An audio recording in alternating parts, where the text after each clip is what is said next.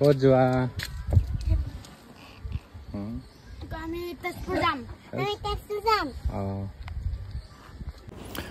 নমস্কাৰ সকলোকে স্বাগতম জনাইছোঁ আৰু বহুত দিনৰ মূৰত ভিডিঅ' বনাইছোঁ এনেই পৰিৱেশটো ভাল নহয় অসমৰ আৰু তাতে পূজা বতৰ আৰু পূজা নাচালেও নহ'ব যিহেতু পোনাকণ দুটাও আছে আমাৰ তো পোনাকণ দুটাৰ লগত সপৰিয়ালৰ সৈতে তেজপুৰলৈ ওলাই আহিছোঁ আৰু এয়া পূজাৰ প্ৰথমটো মণ্ডপ বৰ ধুনীয়া পৰিৱেশ চাৰিওফালে ওম লিখা আছে ভিতৰত কি হয়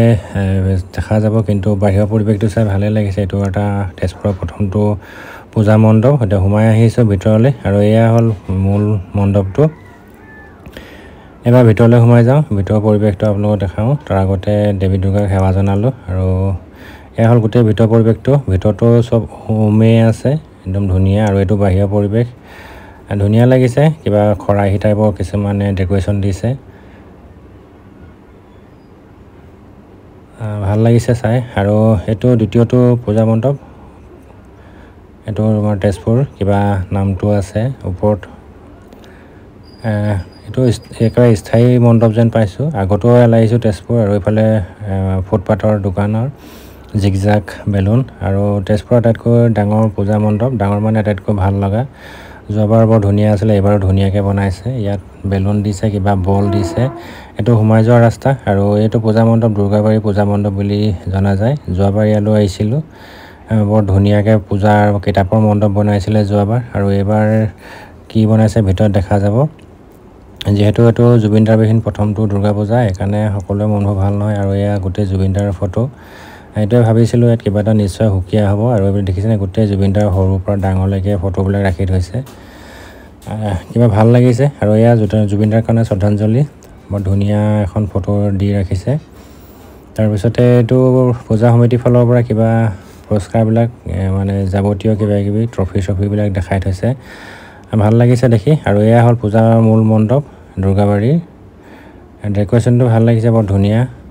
প্ৰত্যেকবাৰে ইয়াত সুকীয়া হয় যোৱাবাৰো ইয়াত অকল কিতাপৰে পূজা মণ্ডপ আছিলে মই ৰীল দিছিলোঁ কিন্তু ভিডিঅ' বনোৱা নাছিলোঁ আৰু ভিতৰৰ মণ্ডপো ভাল লাগিছে এইটো হ'ল ৰাস্তাটো দুৰ্গাবাৰীৰ পূজা মণ্ডপলৈ সোমাই অহা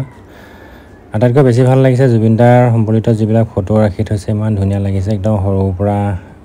মানে 52 বছৰলৈকে দেখিছে নহয় ইমান ধুনীয়া এইফালে গোটেই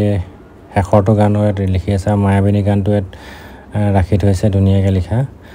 আৰু এইফালে অন্য এজন অসম গৌৰৱ অৰ্থাৎ ভাৰতৰত্ন ভূপেন মামা তেখেতকো ইয়াত ৰাখি থৈছে ইমান ধুনীয়া লাগিছে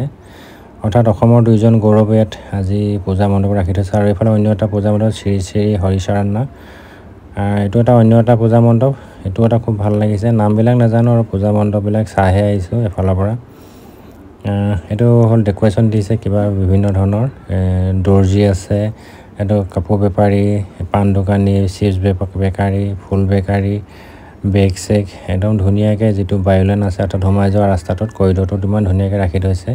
আৰু এইটো হ'ল মূল মণ্ডপ মণ্ডপবিলাকৰ নামবোৰ ইমান নাজানো কিন্তু চাই গৈছোঁ আৰু আনফালে এইফালে তোমাৰ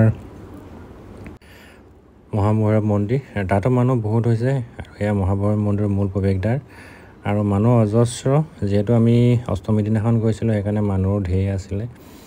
এইফালে ছাইডৰ ফুটপাথ হোটেল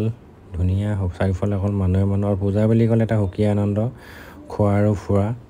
আৰু আনফালে এজনে বৰ ধুনীয়া গান গাইছে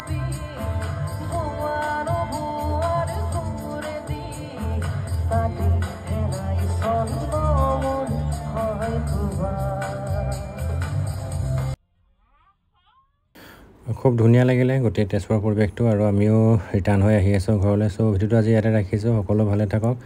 ধন্যবাদ